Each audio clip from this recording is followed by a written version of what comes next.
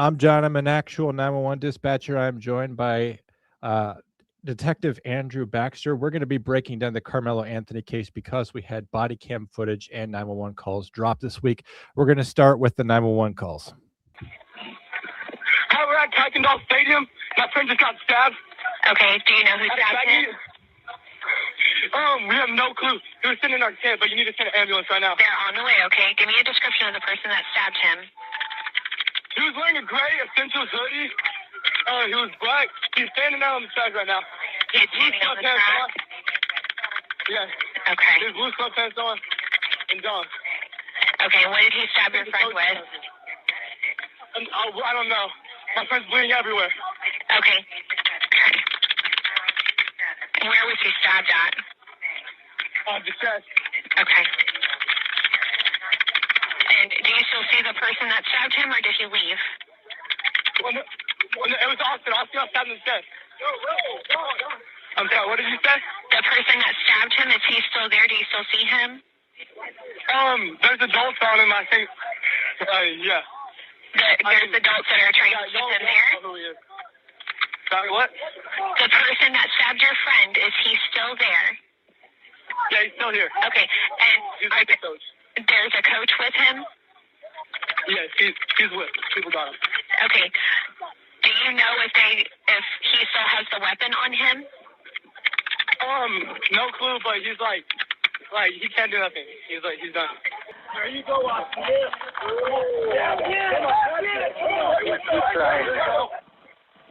Are there any officers there with you yet? I think they have the assailant, but some folks are pinning him down. Okay, where are they at? They are really close to where the victim is. They're like 5 yards away on the track. There's some police here. Okay, we'll have them down, please, and show them where the assailant is, okay? What's your name? Hey, that police officer needs to come down here. What's your name? Robert there. Okay, let me know when the officer's with you. I'm not hanging up until he's with you, okay? Okay. What is the person that you think is the assailant? What do they look like? Hey, was that the kid that, that wasn't him, somebody else? That wasn't him? Centennial kid?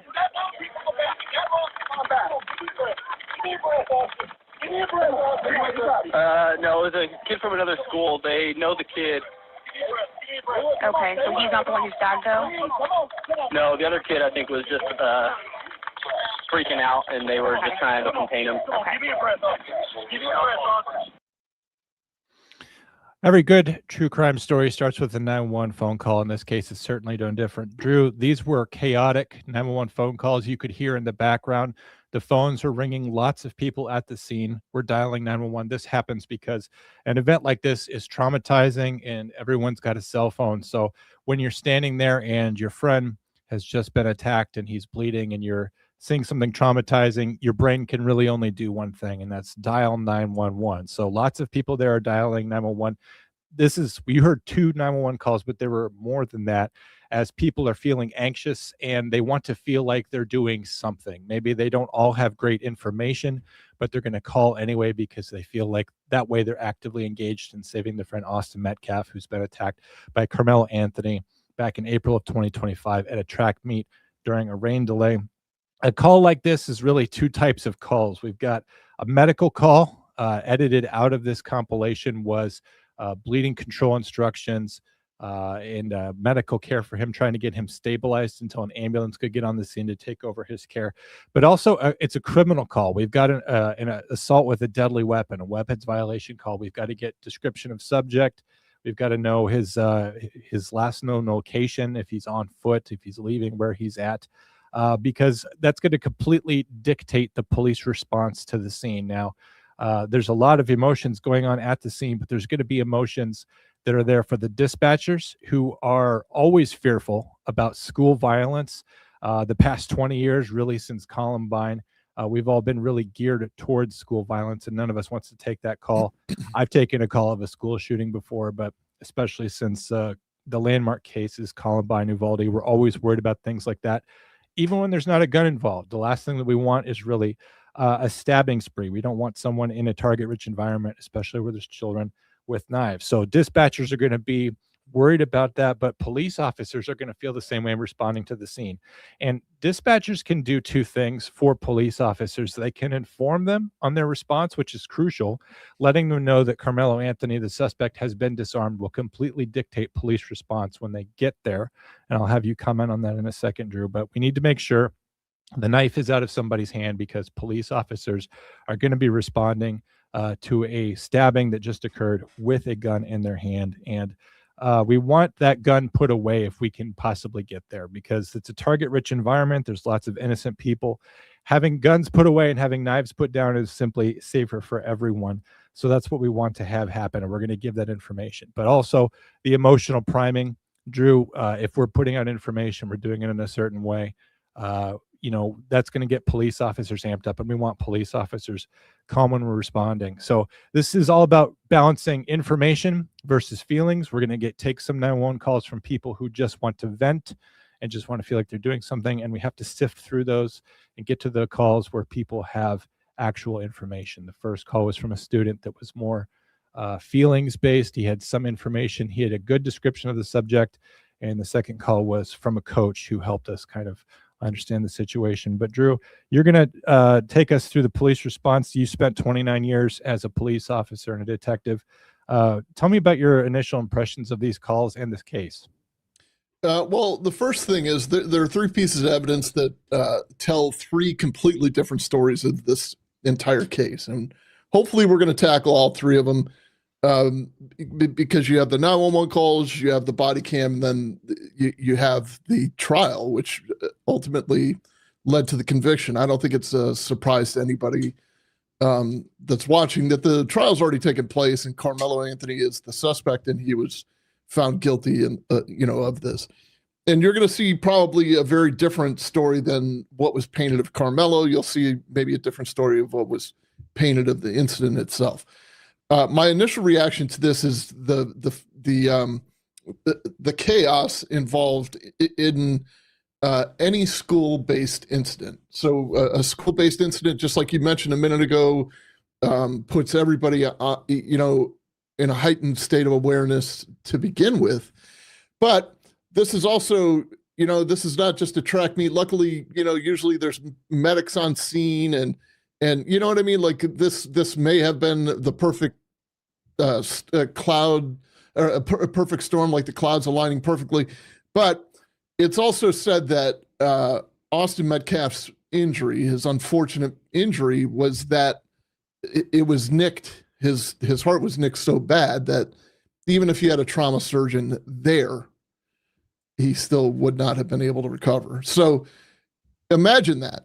This is 17-year-old kids, 18-year-old kids, 16-year-old kids at a track meet to begin with. So there's rivalry present. Then the fisticuffs break out. Somebody gets stabbed. There's probably a good amount of blood, I would guess. And there's a guy kind of running away from the scene. It's just not normal for what these people, probably deal with. So everybody there's really keyed up. Everybody's traumatized. Even Karmelo, we'll see that he's in an agitated emotional state, and we'll kind of break that down. But what we're really dealing with here, and this is, I think, something that's getting lost, is just we're dealing with kids. These are all teenagers, and this is an environment that had parents and coaches in it. It's an environment that had boundaries. This is a situation that never should have happened. And I guess it's just very sad, because these children are going to be largely defined by this event. High school is a very formative time, and this is not just a day for them. This is not just a track meet for them. This is something that kind of completely colored their high school experience. And now, however you feel about the case, it's sad. Nobody won in this one, and everyone at that high school and in that community is still hurting, Drew. So talking about the incident itself, the one kind of like positive that we have, that I believe that this particular 911 dispatcher who was talking to, I think the first kid was Mason. So when Mason called, she was able to calm him enough to get a very, very good description. So whether he knew it or not, he was given the perfect description of what Karmelo Anthony was wearing. It's not like Karmelo Anthony was running and hiding either. Like I think, sought out coaches, and he knew something really bad was happening. But at the same time, suspect information is very important. And then, of course, she's following it up with, do you think he still has the knife with him? And all the other important questions. So you're right. Like, the officers need to know all that information so they can go in with a level head and try to find the suspect and try to make sure that we stop any further damage from occurring. Right. So that was call one, and that was Coach Redmond's call as well. Right. Exactly. Yeah. So he's a 14-year combat veteran, 100% disabled veteran. He applied pressure to Metcalf's wound. He performed CPR. He had seen time in combat, but he also understood what the kind of final breaths sounded like. So as you and I have talked privately before, and we've said on the show a little bit, in a sense, he had the honor of being there when Austin unfortunately took his last breaths. I mean, we don't want to see Austin die. We don't want to see anybody die, especially like that. And we are definitely victim forward here, but I think this incident was tragic all the way around. But here you have an Iraq veteran, several tours in Iraq, and he's trying to do CPR on this kid, and he can't get him breathing. CPR, yeah, it's not compatible with traumatic injuries of that kind, like you said. Even if he had been attacked and wounded inside a hospital, unless you can get him under the surgeon's knife right away to stem internal bleeding, even then the chances are not good. But it's heartbreaking to hear the students around Austin kind of cheering him on like they would if he was going down the final stretch of the track. Come on, Austin, and encouraging him. You can tell the team spirit and the camaraderie, but also they're watching their friend. The first caller says, my friend has been stabbed. It's very personal for them. Yeah. And I can't imagine them getting the news that they hoped, in spite of everything that happened, that he would pull through, and he did. Camaraderie is a big, and rivalry is a big part of the story here too, because that's where the tent comes in. We're about to play some surveillance video. Stick around. We have body cam video at the end. We'll touch a little bit on the trial, even later. But think about this. If you were in high school, I know that every high school has a rival high school, and it was raining a little bit. This was a track and field meet at the track at the high school, and they had pop-up tents set up. Each kind of team had their own tent set up, and those become very territorial. And when you're 17 and full of testosterone, it's even more territorial than that. But let's think about this. It's not just a shelter to get out of the rain. Think about a dugout in baseball. If there's a rain delay between two baseball teams, like John High School and Drew Senior High School, much better, much more important senior high school. If those two schools existed and we're about to play a baseball game, and it starts raining, nobody from John High School should be in Drew's dugout, and nobody from Drew's team should be in John's dugout, because that's just kind of like the unspoken rule. That's the no-no of this whole thing. I understand trying to get out of the rain, and but these were shelters, and it was pretty much just a concentration of people from a certain school. They're wearing uniforms, track uniforms, some of them, so it's kind of obvious where they're from. Now, I do understand, too, that there was a mutual friend that these two shared. I don't think they knew each other, but there was a mutual friend that they shared that maybe, Karmelo came to visit in the tent or whatever. But they asked him to leave, and he didn't leave. And as you'll see in the surveillance video and some of the things that he told the officer on the body cam, were kind of telling of what else took place. Are you ready for the surveillance, John? Yeah, let's go ahead. So you can see this guy walking in. This is Austin, I believe, walking in with his friends. There's no audio to this, so I'm just going to try to narrate it the best I can and fill a little time. And then if you see this guy behind him who looked exactly like him, that's because that's Austin's twin brother. Austin had a twin brother. Now, if you'll see the highlighted area, this is Karmelo walking into the stadium. He's got a gray hoodie on and a black backpack. and he's just making his way down the stairs. Or down the bleachers. You can see very clearly that he passes two different tents. Like he didn't. He chose the opposing team's tent. I don't know what the reasoning is or whatever, but this is the opposing team's tent that you're seeing on the far left of the little inset here. It's got an M on it, I believe. And in a second here, you're going to see a kid in a red shirt walk across the football field. And that's the point where I want to direct your attention back to the tent. I mean, right now, I'm just kind of showing you in real time how quickly life changes. You know, it's how fragile we actually are. You know, this family lost a kid. This twin brother lost his twin brother, literally right in front of him. There was nothing he could do. You know, if that's not the saddest part of this, I want to know what you think the saddest part is. So please, you know, leave a comment. And while you're at it, I want you to hit the subscribe button if you're not already. So there's the guy in the red, and you're going to see in a second a little bit of a commotion in the tent behind them, next to the right side of the M. I blew it up in a second. You'll see a little bit more of a view coming up. You can even see that they stopped. Those two kids stopped in the middle of everything, and because they probably heard the commotion. But Right. in a second here, you see like raindrops still coming down, and the camera's picking those up. There are apparently 5 surveillance cameras throughout the stadium. This is just one wide-angle lens that picks it up. And you can see the commotion there. They're pushing and shoving, something's happening, and then Karmelo spits out the back of the tent, runs down the stairs. I blew it up. This is the same portion you just saw. So you could see a little bit of pushing and shoving here. You see it back and forth, and then he just takes off running. He doesn't know where to go. He's just, you know, he's not trapped in a stadium, but so people are chasing after him.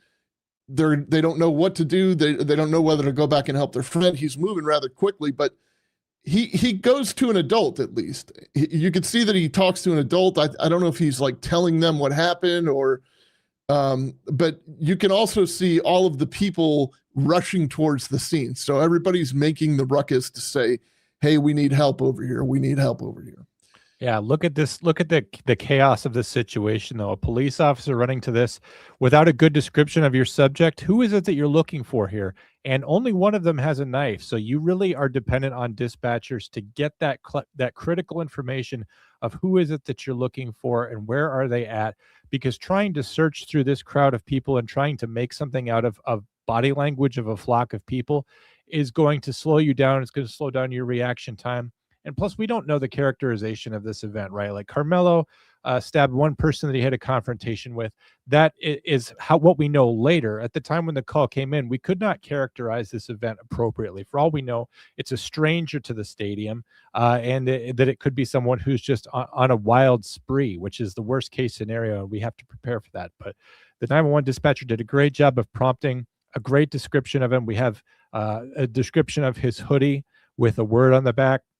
And I really have to praise the staff here for taking charge of that situation as well and escorting Karmelo and bringing him back to where he can be approached safely by police officers. They're to be commended for really bringing safety back to the scene. Yeah, I presume disarming him or getting him to disarm himself. But they were able to establish a lot of this. And as we get to the body cam, Drew, they'll say, you know, the other units can slow their approach. And the reason for that is because the safety was quickly reestablished by the staff at the stadium. Go ahead.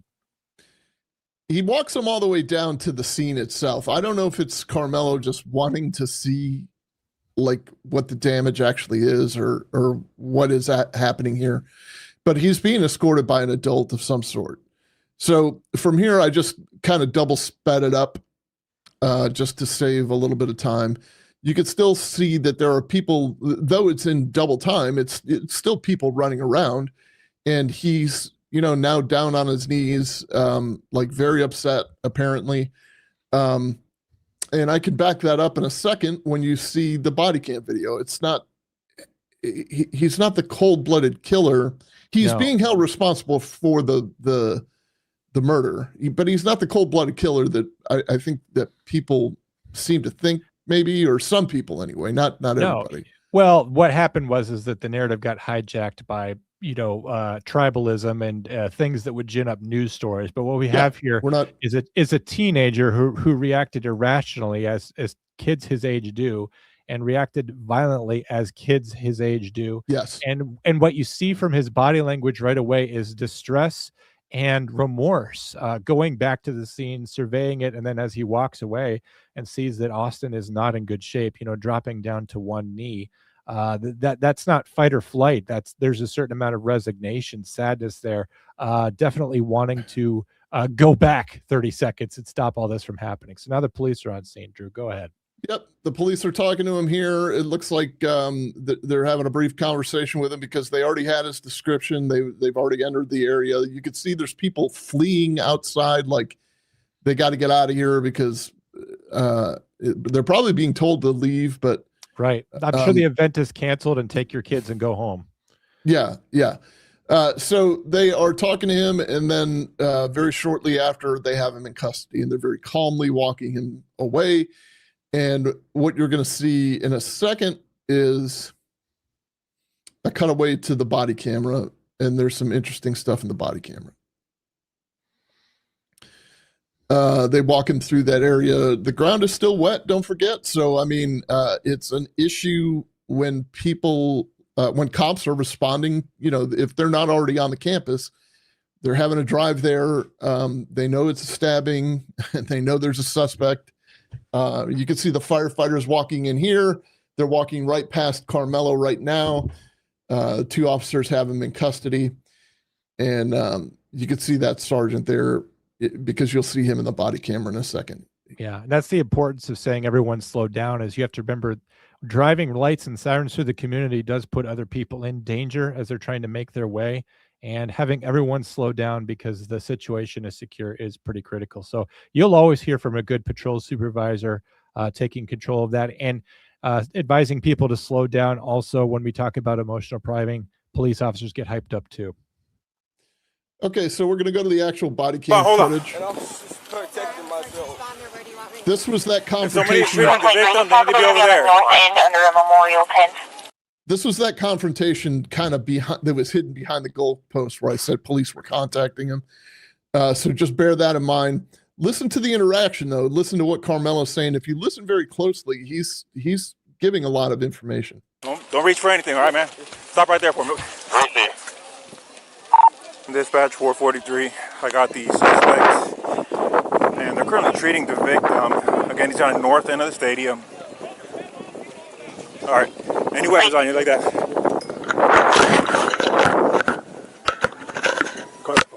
I'll look here. Drew, I think this is something maybe you didn't even think of. Can you describe the importance of the pat down and the legal basis for doing that?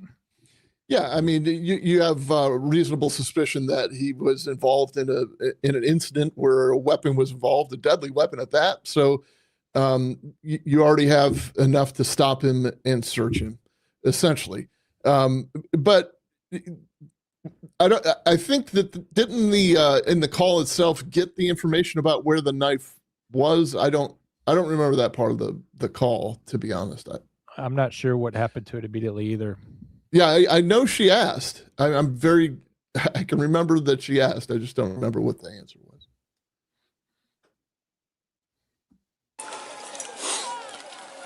How long? He put his hands up. I know I'm not. 4-4, copy, I'll be in route. Help me, y'all back up a little bit. Come over here for me. Come over here. 447, clear. I'm gonna put your handcuffs for now, okay?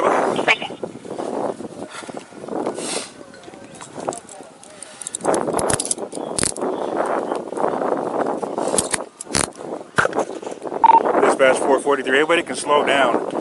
I got the alleged suspect in handcuffs right now, detained. Everyone else can slow down. Suspects detained in handcuffs. Hold on. You can open up the channel, and medics are clear to come in.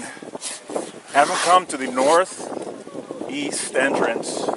That's gonna be a gate that's wide open there, and then you come to the victim from there. Received.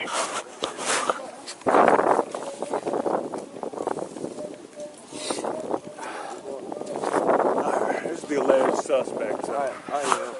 All right, bye. Okay. We'll figure that out in a minute. So when the other officer walked up, he said, the one officer that had him in custody said, "This is the alleged suspect."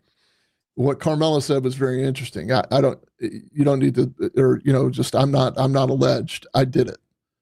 And that's a very telling statement. That's a spontaneous statement that's going to be used forever and ever and ever. Like, no Miranda was given. As a matter of fact, he was saying things while the officer was trying to key his radio, and he told him, "Hang on a second, just like, don't," he doesn't, these are very trying times. We know that this is going to be a pretty serious trial at some point.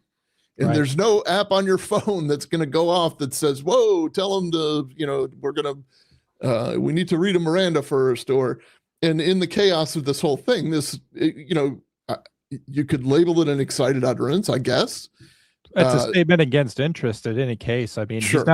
he's not being questioned yet. So he Nobody says it. I asked. mean, it's out there in the air, so it's going to be used against him. Of course, he's a kid, so he's probably not going to understand the dynamics of the situations that adults often don't get. But Drew, someone in the chat said that Karmelo, that their picture of him is someone who has never expressed remorse about what was going on. But Drew, I think it's important that we talk about Karmelo before and after, because there's a Karmelo who saw what he just did and is reacting like a kid. And then there's a Karmelo who enters the company of his parents and of his lawyers and of people who are going to put PR spin on a situation and maybe change the way that he thought about his own interaction and his own behavior. But I just want to talk about the Karmelo that's in this video. You've watched all the way through and in detail. What's your impression of him? Does he strike you as someone who's remorseful or remorseless? Yeah, he totally changed my opinion when I watched the video all the way through. It's like, I didn't have a predisposition. I was always of the understanding that he didn't try to flee from the scene. So that's already points towards taking responsibility, but the level of what he took as responsibility. Look, this kid, like, I'm not going to make this guy out to be an angel. He stabbed somebody, but he also went on trial for it, and he's paying for it, with a prison sentence. He was a 3.7 student from a rival high school. He was elected the captain of his football team by his peers. He had leadership qualities, and he's not being what you would normally see as like a suspect that is not taking responsibility, not remorseful, trying to get away from everything, is normally just very combative or verbally abusive towards the officers, blaming the officers. It's not this kid's position at all. And it could be because he's just 16 or 17 and doesn't understand. It's more than likely that he's just a humble kid that made a huge mistake, that I don't know where he gets this idea or this notion that you need to keep a knife in your backpack. While we're at it, let's talk about the knife. I mean, the knife had a 3-inch blade. That's 3 inches. Well, right. I mean, but that's so a 3-inch blade with a knife with a thumb stop on it, like a lot like officers carry to, some have characterized it to cut people out of seatbelts. And here in Hillsborough County, if you have a weapon like that in your possession on school grounds for any reason, there's an expulsion penalty for that. So, I mean, he wasn't supposed to have it. There's no two ways about it. Whatever he was doing with it, whether he just, I don't know, made a mistake and left it in there, the line he crossed was he used it in an encounter. And this is where people have this argument about self-defense, because whether Austin Metcalf pushed him first or whatever, it doesn't matter. There was no force that was deadly. This did not rise to deadly force, and that's the force he used in his defense, which is why that was never really brought up. But let's let it play out a little bit and hear what he says. Right. So nothing on your person at all? No, sir. Nothing? No, sir. Mind if I reach in your pockets and stuff and all that? Nothing gonna stab me? No, sir. Okay. I have I'm gonna be out with this. my phone. Crazy. I'm gonna a little personal there, okay? Just to make sure. It's yes, sir. Yes, sir. No, you can check. Yes, sir. I get it. Like, I think that's important. We have people in the chats who really want to know about Karmelo's background. They say that where he's from in Baton Rouge is important. They're talking about his possible gang identity with his social media posts and his photos. I've interacted with a lot of people in gangs. I worked in a prison for 6 years. Gangs were a daily part of life. They didn't ever call me sir, Drew. yeah, I'm not. Look, you could be from, you could be born in a household of MS-13 and still be a good soul, a good, respectful person. I mean, it doesn't. Where you're from doesn't really mean anything. Your upbringing has a lot to do with it, and I know. I don't even want to talk about his parents, because if we talk about his parents, we need to talk about the victim's parents, who are out a child, and you know, like, my heart goes out to all of them. I think everybody lost out. One will never have their son for Christmas ever again, Right. While the other one still has that possibility. But it's I'm not hearing you know, the typical, like, street thug kind of like, you know, somebody from San Quentin. I'm not hearing that at all. That's what I was getting to it completely with the sir behavior, because that's not something that you typically get from thuggish behavior. But I guess I just want to address all of it to say this, and then we can move on, that we can attempt to understand Karmelo and what might have been going through his mind, or at least how he feels now that it's over. We can do that without condoning his behavior. We're not condoning Karmelo Anthony. How could we? He's a criminal. That's criminal behavior, okay? But we can understand someone without condoning him. And if you don't feel sympathy for him, especially in light of what happened to Austin, that's fine. We're not here to tell you to feel sympathy for Karmelo. But I guess I would ask you that instead of just looking at memes and looking at the news, just look at Karmelo himself before he's been handled by his PR firm, before he's been touched by his lawyers, before his parents have tried to recontextualize the incident as something of having societal importance. To him, it's one kid versus another at a track meet. And I want you to just look at Karmelo's behavior, and before Karmelo gets recharacterized by other people, just see what he demonstrates for himself on his own merit. Drew, go ahead. Here's another thing that I appreciate, and I'm going to play the video in about 10 seconds here. Just hear me out. We talk about the culture of noncompliance, and that's how police officers are getting shot, hit, hurt, killed. It's causing use of deadly force incidents, so suspects are dying. Innocent citizens are getting caught in the crossfire. This is not that. This kid is completely compliant. He's saying, yes, sir. It's not an act. Like, he's just being compliant. He's allowed to be compliant. So in a sense, you can't have it both ways. You know what I mean? If he's compliant, you have to call it compliant. And I'm like, I think that I'm feeling, and I don't know if you're still the same, John, but I quit watching the news. And I think I'm feeling the effects of that. I think I'm feeling that strengthens my ability to reason this out, to look at this a little bit more clearly. I'm not influenced by that anymore. I don't care what the news has to say. They're not being genuine and honest about us, about we the people. So let's that's why I want to get back to us being genuine about we the people. And you know, well, the news is powered by outrage, as YouTube is, and they want you to feel strong feelings about it, because when you get outraged by what happened to Austin Metcalf, that's a legitimate feeling and an okay response to something like this, but they want you to feel persistently addicted to the adrenaline that comes with that feeling. And people get to the point where they can't walk away from it. It is a chemical thing. As someone that walked away from the news late last year, I can tell you that walking away from it, I feel better about things. I'm not angry all the time, but I'm also able to just think things through without having other people do it for me. And I think this is a great instance of that, because this Karmelo Anthony video, because a lot of people have already been primed to feel very, very strongly one way or another about this. We're trying to go back to the beginning, before Fox News, before CNN, before anybody else had their fingers on it. And we just want to look at, what does Karmelo Anthony display? Does he display respectfulness? Does he display remorse? Because that's who he is right after that happened, and that behavior is worth looking into. Drew, go ahead. Okay. Yeah. You want me to get up now? Yeah. Go. The victim's going to be underneath that tent over there, so I'll get medics.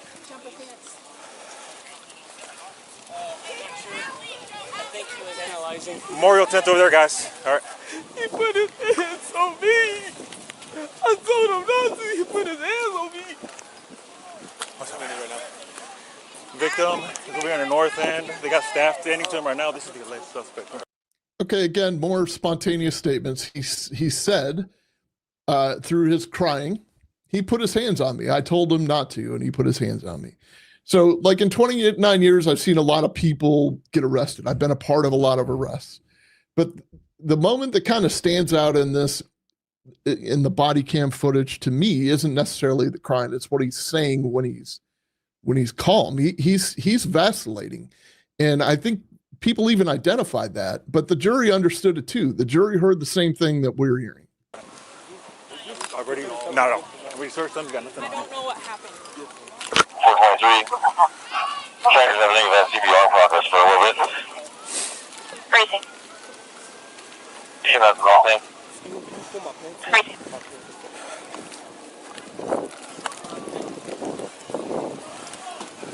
Sorry, over here for side. Up to you. It's up to you. That's fine. This is closer. Okay. Let me do one more little check of you, okay? Yes, sir. You don't mind for reaching your pockets, anything like that? You good? You can. Well, you're just wearing this one pair of pants? No, man. I'm wearing some little underwear. Well, yeah. But Yeah, it's not like, pockets. These are your no, own ma'am. I pockets. don't think so. Okay. What's your name, man? Karmelo Anthony. Karmelo. 430, show me out. Okay. Crazy.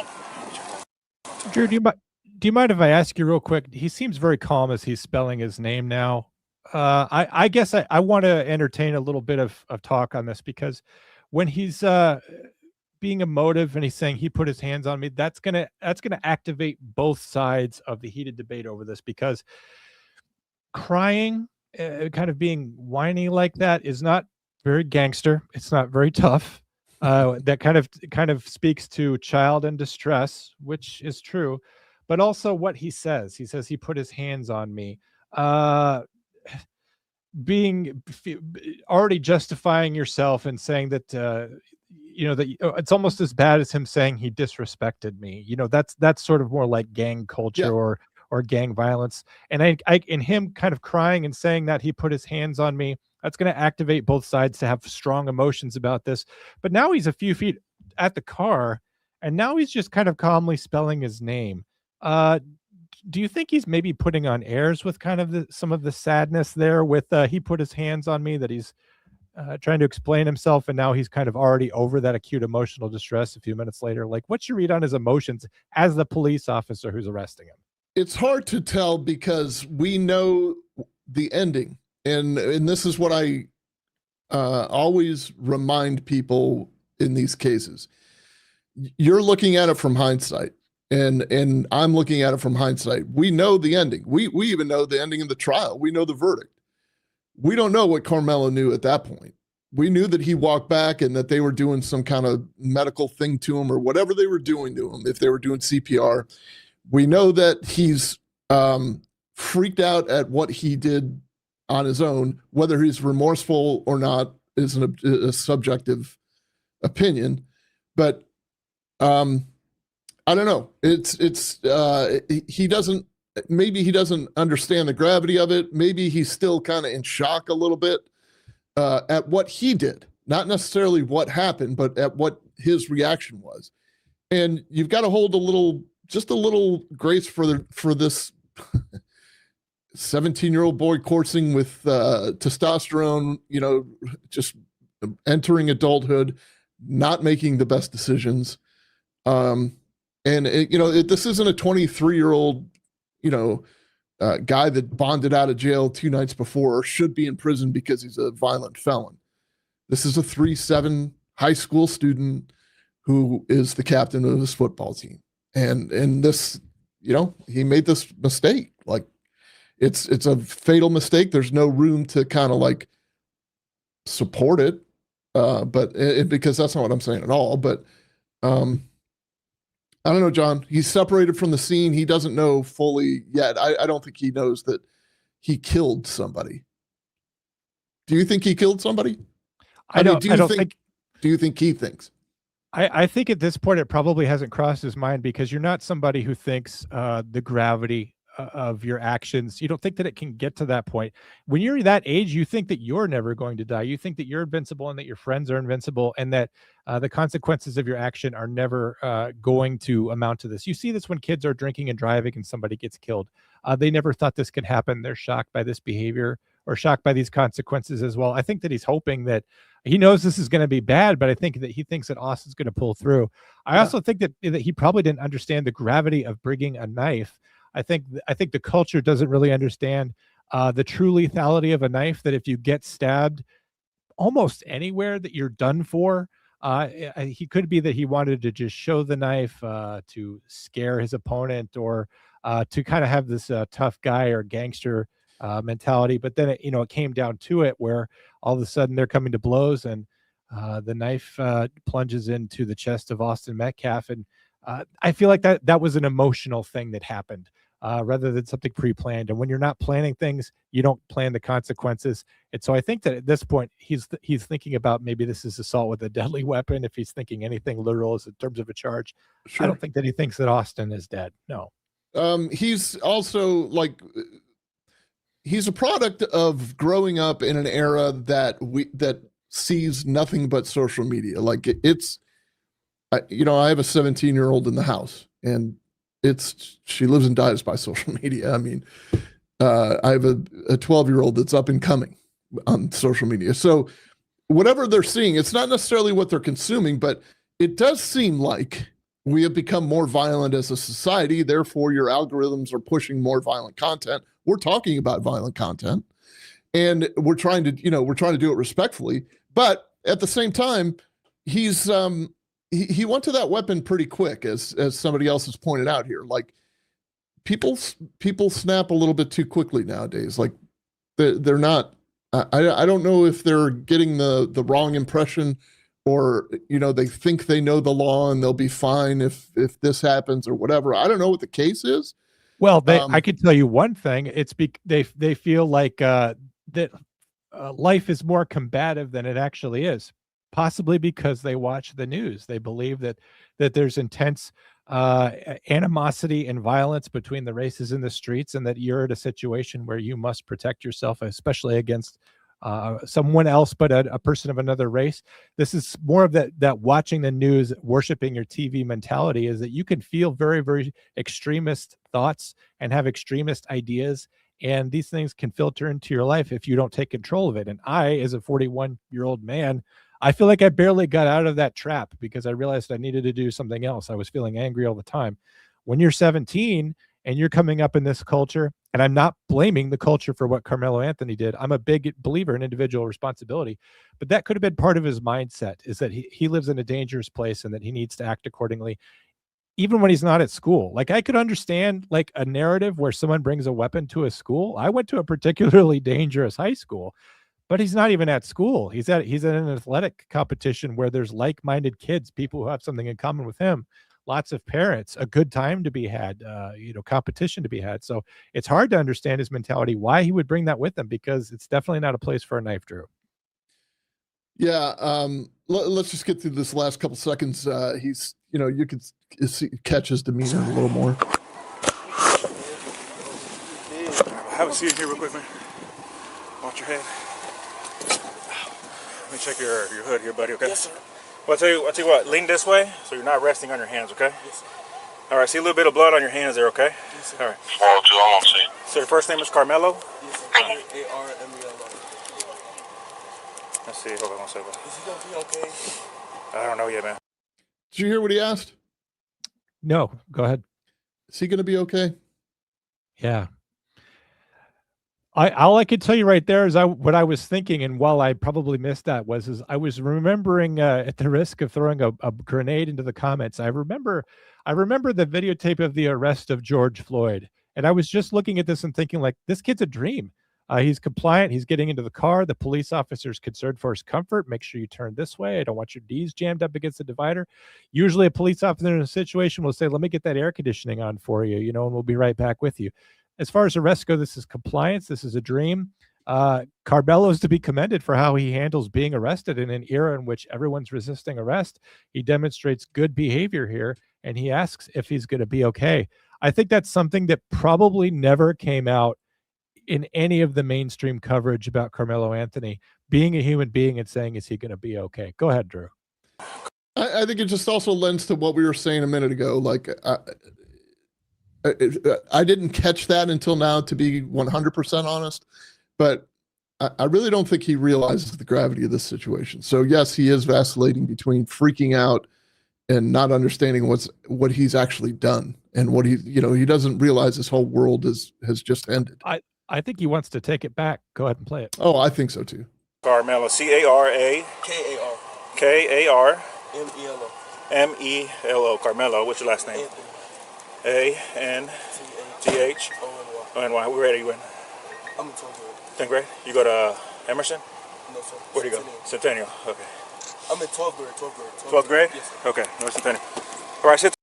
So he didn't want to correct the officer, but so he just had to figure out a way to do it, because he said, "What grade are you in?" He said, "I'm in 12th grade." He said, "Okay, 10th grade."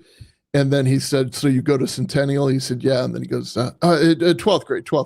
Like he was just kind of like politely nudging him towards the right information.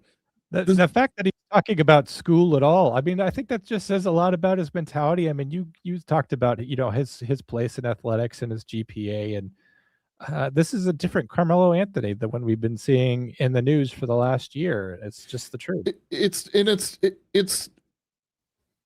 better than the online battles that I've seen. Like, look, in doing the research for this, you scroll through YouTube, you put in Karmelo Anthony case, Karmelo Anthony stabbing, or Austin Metcalf case, or Karmelo Anthony trial, and you're going to see a lot of small creators just like us.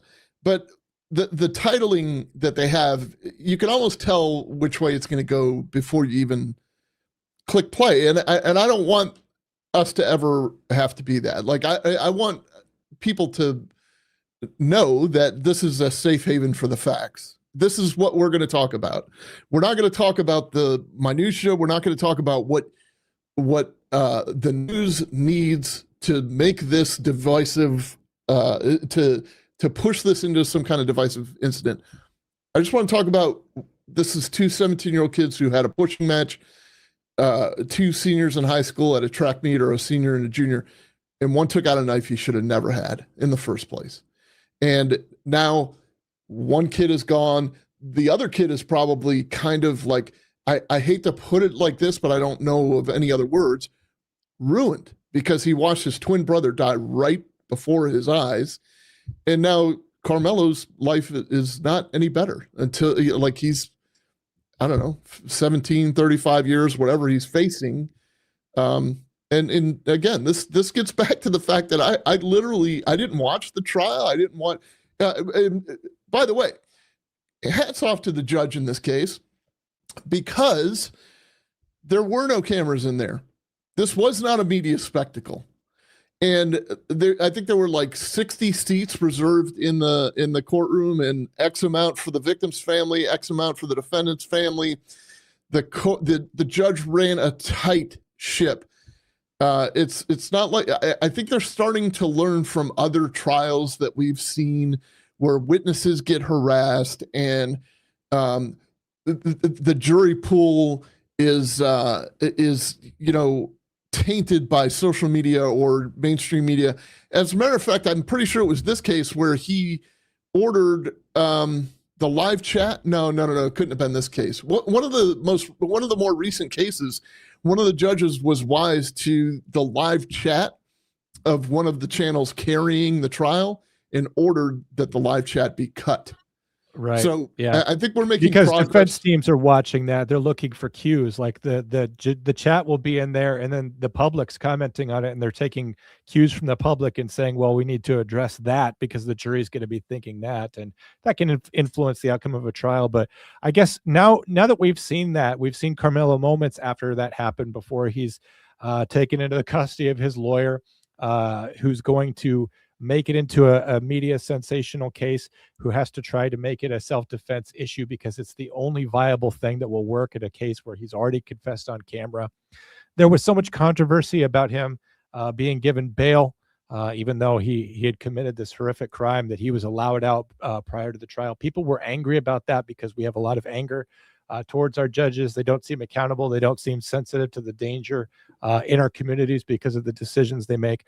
But I wonder, I would just want to put this question out to the audience. If you're still watching, we appreciate you. If you have comments about this case, leave them alone. Leave them below. But I want to know what you think now that you've seen Karmelo saying, "Is he okay?" and being respectful to a police officer and saying, "Yes, sir," and gently correcting him on issues and being calm and being very, very responsible during an arrest. I think he's a model for people for how to conduct themselves under arrest. Does that change the way that you think about him and him getting out on bond? Does it change the way that you think about him now that he's saying he doesn't have enough money to go forward with an appeal and he's having to change attorneys? If just based off of his behavior, not what the news has told you, not what his attorneys told you, not how his parents are behaving, all these other people are in his orbit, don't necessarily define Karmelo, especially before he's told how to respond to it, before he's told what light to put it in. Does it change the way that you think about this kid and maybe think that this kid did this terrible thing and that his character showed in the moments that he was arrested? And then how was it changed once the media and once lawyers and once parents and money and national concerns and clickbait and outrage and the public divide, once all that got involved, did that change the way you think about Karmelo? And did it change back now that you've seen that? So put your comments down below. Drew will stay up all night long. His phone beeps every time you leave a comment, and he will be responding to that. Drew, what are your final thoughts on this? The jury heard everything that you just heard tonight, plus the autopsy, the weapons, the surveillance videos that you watched, the eyewitnesses. There was an eyewitness. The state's argument was that there was a kid named Anthony. That was the Centennial student. He had, I'm sorry, the kid that was under the tent. What the defense essentially was saying was this is a highly social event. It wasn't like this was territorial. We explained that at the beginning, but there was a kid named Eddie. He was a childhood friend of Karmelo Anthony's ex-girlfriend who was already under the tent, and they handshaked, dapped up or whatever. But on the stand, Eddie testified for the state, and he claimed that he and Anthony were not close friends. The defense tried to paint them as close friends, even though they had, photos of them together at birthday parties playing Guitar Hero and all that.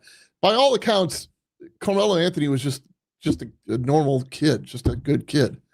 And those are the kinds of pictures you see of him playing Guitar Hero. So the jury ended up deliberating for 3 hours. They heard, days of testimony, but they had 3 hours. They came back guilty, first-degree murder. I think the sentencing was right after it, and it's 35 years, but there's an appeal at play. I think the jury composition was an issue with the jury because jury of his peers, there were no black people on the jury, but there are arguments that, well, the defense had the opportunity to, they were in the same voir dire picking the jury.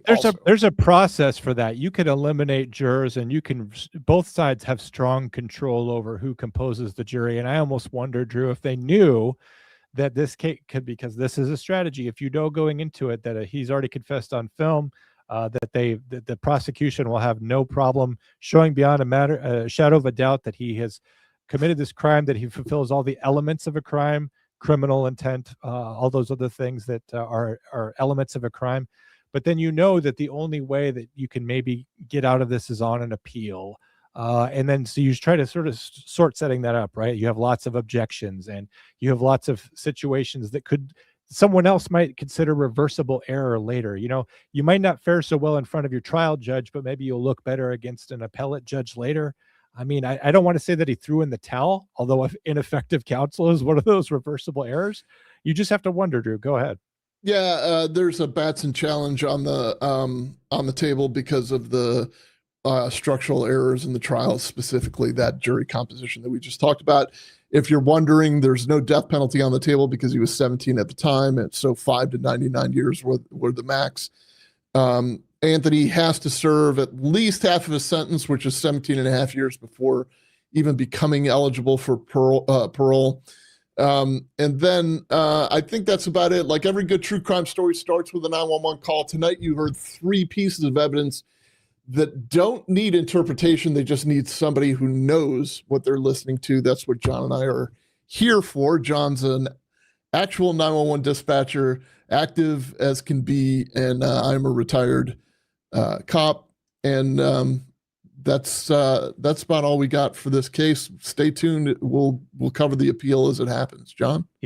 Yeah, if you guys liked this, if you're still here, we're still holding on to quite a bit of the people who've been watching. If you want to see more next week, make sure you hit like and subscribe. This is the way that you show YouTube that you want to see more of us. And it also tells YouTube, hey, this content is out there. It's worth watching, and people like me want to watch it. So if you enjoyed us, we are small creators, but we're passionate about this. We've been doing this for years, and we're going to be doing this for years. And if you want to see us again, the best way to do it, to make sure that we come back up in your feed, is to hit like and subscribe. If you love Comm Center, if you want to get true crime from the perspective of police officers and 911 dispatchers, we're right here on YouTube. We have a huge back catalog of videos for you to watch of cases, big and small, lots of body cam if that's your thing.